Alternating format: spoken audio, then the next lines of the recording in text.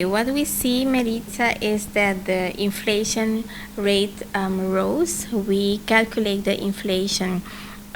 We publish about it once every quarter, but we do the investigation every month.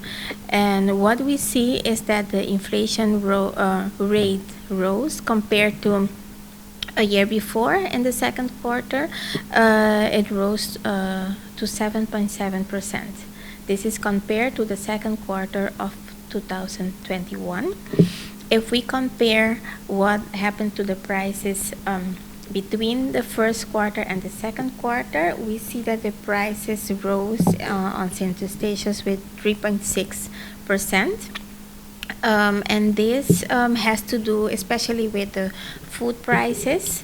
The food prices rose by 2.8%.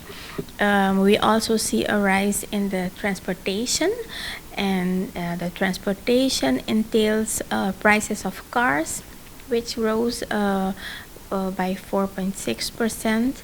Petrol also rose 13%. And the flights also rose with 14.8%. With regards to Eustatius, are there any other challenges or other factors that you guys took into consideration when compiling these numbers? How was the corporation in getting these numbers?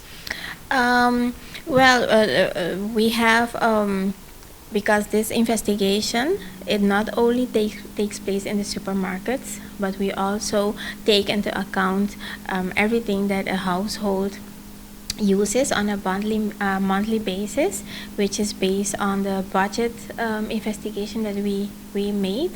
And in this food basket, let's call it like that, you have not only food products that you find in the supermarket, but also you find prices of goods and services like bank services, insurance services.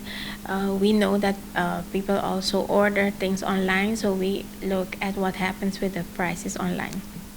With regards to the prices that we need to take at the supermarket, we have a very good cooperation.